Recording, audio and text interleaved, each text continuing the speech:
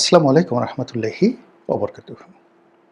সম্মানিত দর্শক, আজকে যে বিষয়টি নিয়ে আলোচনা করব, সেই বিষয়টি মূলত আমাদের একটা যে রাজনীতির মনস্তাত্ত্বিক বিষয়।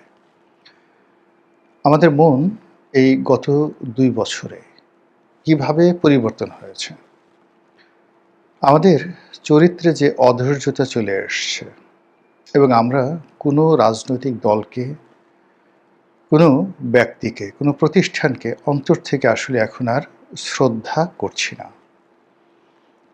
আমরা ভং করছি, ভনিতা দেখাচ্ছি, আনুগত্য দেখাচ্ছি, অতি উৎসাহ দেখাচ্ছি এবং পিছনে গিয়ে যে লোকের প্রশংসা করে এলাম জাস্ট ১ মিনিট আগে প্রকাশ্যে একান্তে এসে তার ১৪ গোষ্ঠী উদ্ধার করে গালাগাল করছি। এই বিবর্তন আমাদের দেশে শেখ হাসিনার জমানাতে ছিল না। দ্বিতীয়ত হলো যে ক্ষমতার যে একক ভরগুলো রয়েছে, সেটা সেনাবাহিনী হোক, পুলিশ বাহিনী হোক, আইজি হোক, সেনাপ্রধান হোক, প্রধানমন্ত্রী হোক, মন্ত্রী, এসপি, ডিসি, ওসি, টিওনো, এই পদগুলিতে মোটামুটি, আর ধরেন র্যাবের যদি কোনো কর্মকর্তা থাকেন, এই লোকগুলোকে কেন্দ্র করে মানুষের ভয় থাকে, আতঙ্ক থাকে, শ্রদ্ধা থাকে এবং এই ভয় আতঙ্কের উপর ভিত্তি করে রাষ্ট্রের যে সিস্টেম সেগুলো চলতে থাকে। গত ১৮ মাসে ইউনূস জমানাতে মবের কারণে আমাদের এই যে কৃষ্টি এবং কালচার, এগুলো তছনছ হয়ে গেছে। ফলে আমরা স্থির হতে পারছি না, আমরা কারোর প্রতি বিশ্বাস স্থাপন করতে পারছি না এবং আজকে যে লোকটি আছে, আমরা আগামীকালের জন্য তাকে আর সেই পদে রাখতে চাচ্ছি না। এরকম অস্থির চিত্তের মানুষের জীবনে কি ঘটে এবং একটা জাতি এরকম হয়ে গেলে তার পরিণতি কি হয়, সেই বিষয় নিয়ে আলোচনা করব। তার আগে শিরোনাম নিয়ে আলোচনা করে নিই। প্রথমত, এই সরকার নির্বাচিত হয়েছে ৫ বছরের জন্যে। তো ৫ বছর সরকার ক্ষমতায় থাকবে, নিয়মতান্ত্রিকভাবে আরেকটি ইলেকশন হবে। সেই ইলেকশনে যারা জয়লাভ করেন তারা আবার ক্ষমতায় আসবেন। যদি বর্তমান সরকার ভালো কাজ করেন তাহলে সেই সরকারকে আমরা আবার ভোট দেব, আর ভালো না কাজ করলে আমরা বিকল্প অন্য যারা আছে তাদেরকে বেছে নেব। এই তো। কিন্তু কি এমন হয়ে গেল যে কর্মের কারণে এখন এই সরকার, বা ধরেন এর আগে ইউনূস সরকার ছিল, তাদের স্থায়িত্ব সম্পর্কে মানুষের মনে কোনো ইতিবাচক চিন্তা নেই। মানুষ বলছে, আরে রাখো রাখো রাখো, ওই শেখ হাসিনার মতো লোক মনে হচ্ছিল যাবেই না, তার মতো লোককে আমরা তাড়িয়ে দিয়েছি, তারপরে সে পালিয়ে গেছে, সে টিকতে পারেনি, আর কোথাকার কি ইউনূস। আবার ইউনূস সম্পর্কে বলা হচ্ছে, আর এই এত বড় বিশ্ব খেলোয়াড়, সারা দুনিয়া যার প্রেমে মুগ্ধ, আমেরিকা যার কথায় উঠে বসে, সেই ইউনূস টিকতে পারল না। আর কোথাকার তারেক রহমান, লন্ডন থেকে এলেন, ১৭ বছর প্রবাস থেকে এসে একটা সাজানো গোছানো একটা প্রি প্ল্যান্ড, যেটিকে এখন সবাই ইলেকশন ইঞ্জিনিয়ারিং বলছে, সেই ইঞ্জিনিয়ারিংয়ের মাধ্যমে ক্ষমতায় বসেছেন। এ কয়দিন টিকবে? মানে এখানে মাসও বলা হচ্ছে না, বছরও বলা হচ্ছে না, দিন বলা হচ্ছে। এই গেল একটা। মানে মানুষের পেছনে এই কথাগুলো হচ্ছে। এগুলোর কতটা সত্য, কতটা বাস্তব বড় বিষয় নয়, বড়টা হলো এই কথাগুলো জনমনে হচ্ছে।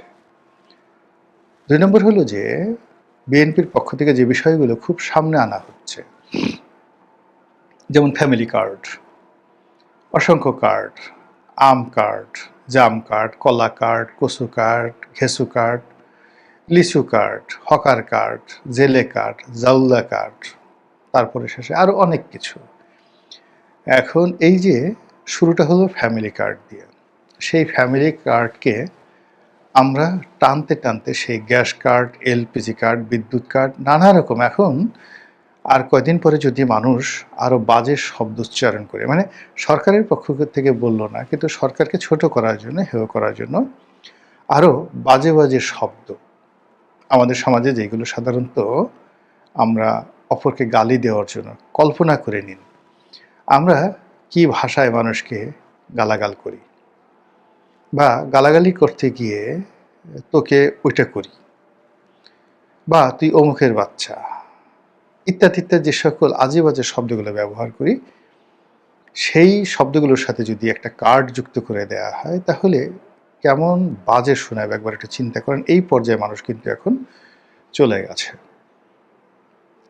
তো এরকম যখন একটা মানুষ, তখন এই কাজগুলো যে হচ্ছে সেটিকে আপনি নিয়ন্ত্রণ করতে পারবেন না। এটি এখন সামাজিক মাধ্যমে চলে গেছে। বাংলাদেশের বেশ কয়েকজন গুরুত্বপূর্ণ ব্যক্তিকে নিয়ে এই মুহূর্তে ভীষণ রকম আজে বাজে, যাকে বলা হয় গুজব, যেটিকে বলা হয় সাইবার অ্যাটাক, সেটা হলো প্রধানমন্ত্রী এবং তার পরিবার। জনাব সালাউদ্দিন স্বরাষ্ট্রমন্ত্রী, তার এবং তার পরিবার। এরবারে ডক্টর মোহাম্মদ ইউনূসকে নিয়েও কিন্তু কম হচ্ছে না। মোটামুটি ৪-৫ জন ৬-৭ জন লোককে নিয়ে বিভিন্ন বট বাহিনী, বিভিন্ন সাইবার যারা গ্রুপ, তারা আমাদের পুরো সেই মানুষগুলোকে আক্রমণ করতে গিয়ে পুরো সমাজকে তারা শেষ করে দিচ্ছে।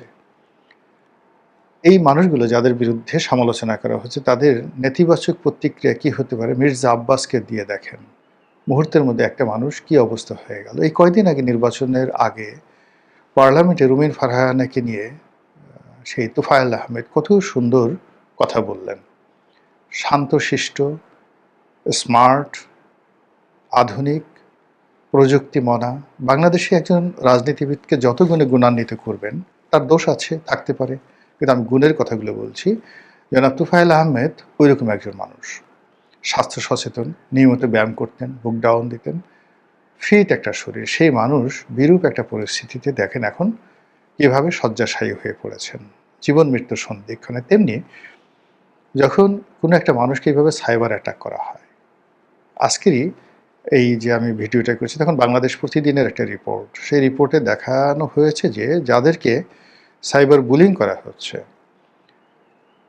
সেই বুলিংটা এত নির্মম যে আন্ডারওয়ার্ল্ড গডফাদার বা অন্য যে আন্ডারওয়ার্ল্ডের ডন, হাজি মাস্তান, ছোট শাকিল, ছোট রাজন, দাউদ ইব্রাহিম, এরা যদি কাউকে টার্গেট করার পরেও সেই টার্গেটের পরিবার, পরিজন, আত্মীয় স্বজন, সবার মধ্যে যেভাবে একটা আতঙ্ক তৈরি হয়, এখন সাইবার বুলিংটা ঠিক ওই পর্যায়ে চলে গেছে।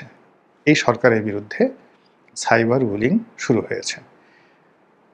যাই করুক না তারা, যা বলুক, হোয়াট এভার মে বি, যত জনকল্যাণমূলক হোক না কেন, মুহূর্তের মধ্যে সেটার বিপরীতে একটা ন্যারেটিভ তারা দাঁড় করিয়ে ফেলছে সাইবার বুলিং করে, এবং তুই তুকারি করে, বাপ মা বলে, সেখানে যৌনতা এনে, অতীত ইতিহাস এনে প্রত্যেকটা মানুষের জীবন তছনছ করে ফেলছে।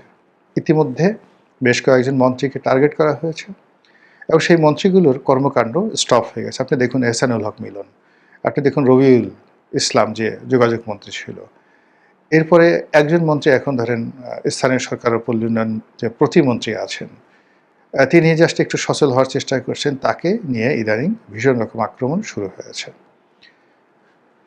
ফলে সরকারের যে সকল মন্ত্রীরা কাজ করবেন, তারা এই সাইবার বুলিংয়ের ভয়ে কথাও বলবেন না, কাজও করবেন না, শুধুমাত্র টাইম পাস করবেন। ফলে সরকারের বড় বড় প্রকল্পগুলো মুখ থুবড়ে পড়বে।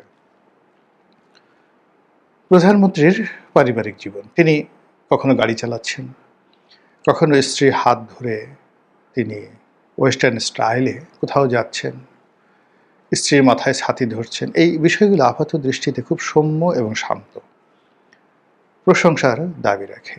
কিন্তু সাইবার বুলিং যখন হচ্ছে, এই যে একটা পারিবারিক জীবন, এটাকে নিয়ে যে ধরনের বিশ্রী এবং যে ধরনের বাজে কথাবার্তা বলা হচ্ছে, এতে করে কি হলো, একজন প্রধানমন্ত্রী সে কিন্তু কাজ করতে পারবেন না। এই জন্যই বলছি যে যখন আমাদের এই সমাজ এমনভাবে উত্তপ্ত হয়ে আছে, এরা পরিবর্তন চাচ্ছে, এরা মানুষকে অপমান করতে চাচ্ছে, এবং যে কোনো সময় যে কোনো দুর্ঘটনা ঘটানোর জন্য মানুষ উন্মুখ হয়ে অপেক্ষা করে। মানুষ কোনো সুসংবাদের জন্য অপেক্ষা করে না। মানুষ চিন্তা করে যে কখন একটা দুর্ঘটনা ঘটবে, কখন একটা বজ্রপাত ঘটবে, কখন সরকারের পতন হবে, কখন সর্বনাশ হবে। অর্থাৎ আমি অপার হয়ে বসে আছি সর্বনাশের আশায়। এইরকম একটা বিশ্রী মন মানসিকতা তৈরি হয়ে গেছে গত 18 মাসে। কে দায়ী, কেন দায়ী, কিভাবে দায়ী, এই বিষয়গুলো আপনারা বের করবেন। শুধু আমি একটা জিনিস বলি, যখন কোনো বুদ্ধিমান জাতি, ধরুন আমেরিকা একটা বুদ্ধিমান জাতি, তারা আমাদের মতো জনবহুল কোনো রাষ্ট্রে আক্রমণ চালায় বা এরকম একটা জনবহুল রাষ্ট্রে যখন তারা নিজেদের আধিপত্য প্রতিষ্ঠা করতে চায়, তখন তারা যে কাজটি করে সেটা হলো জনগণের মন মানসিকতা চিন্তা চেতনাকে একেবারে ভূমিসাৎ করে দেয়, মাটির সঙ্গে মিশিয়ে দেয়। মানুষের মধ্যে বিলাসিতা তৈরি হয়, দুটো শ্রেণী তৈরি হয় এবং মানুষ কখনো ভালো চিন্তা করতে পারে না। মৌজ করো, মাস্তি করো, এবং এটা আপনি হিরোডোটাসের বইতে আপনি পাবেন এই কাহিনী। এবং এটা আজকের নতুন নয়, পুরনো, মানে হাজার হাজার বছর আগে যখন কোনো দুর্ধর্ষ জাতিকে অন্য কোনো একটি জাতি বিজয় মানে জয়লাভ করতে চাইতো বা তাদেরকে পরাজিত করতে চাইতো, তখন সেই দুর্ধর্ষ জাতি তারা শত শত বছর ধরে গেরিলা যুদ্ধ চালাতো। তো শক্তিশালী জাতি, কৌশলী জাতি তখন কি করতো, এই গেরিলা যোদ্ধাদেরকে টার্গেট করে তাদের কাছে মদ পাঠিয়ে দেওয়া হতো, সুন্দরী নারীদেরকে দেওয়া হতো, অঢেল অর্থ দেওয়া হতো, ভালো ভালো খাবার পাঠিয়ে দেওয়া হতো, বাদ্যযন্ত্র দেওয়া হতো এবং ভালো ভালো পোশাক পরিধান করতে দেওয়া হতো এবং সুন্দর সুন্দর, প্রাচীন জমানাতে যখন মানুষ স্যান্ডেল পরতো না, তখন সুন্দর সুন্দর স্যান্ডেল দেওয়া হতো। এর ফলে কি হলো যে তাদের মধ্যে যে লড়াই করার সংগ্রাম, এটা নষ্ট হয়ে যেত। আমাদের বাঙালিদের মধ্যেও ঠিক একই ঘটনা হয়েছে। একটা বিশেষ শ্রেণীকে সুযোগ দিয়ে তাদের ভুঁড়িকে স্ফীত করা হয়েছে, তাদের শরীরকে মোটা তাজা করা হয়েছে, তাদের মস্তিষ্ককে দুর্বল করে দেওয়া হয়েছে এবং তাদের হাতে অঢেল অর্থ এবং অস্ত্র দেওয়া হয়ে গেছে। এগুলো একটা গ্রুপ। আর একটা গ্রুপকে দরিদ্র থেকে দরিদ্র, অধৈর্য করে দেওয়া হয়েছে। এরা মানে কে আমেরিকা, কে ভারত, কে চীন এসব চিন্তা না করে তার চোখের সামনে কোন লোকটি ধনী আছে, কোন লোকটি টাকা পয়সা আছে, তাকে আক্রমণের লক্ষ্যবস্তু করে তার দিকে তারা তেড়ে আসছে। আর যে শ্রেণীটা চিন্তা করবে বুদ্ধিভিত্তিক চিন্তা, তাদেরকে সমাজ থেকে বিচ্যুত করে দেওয়া হয়েছে।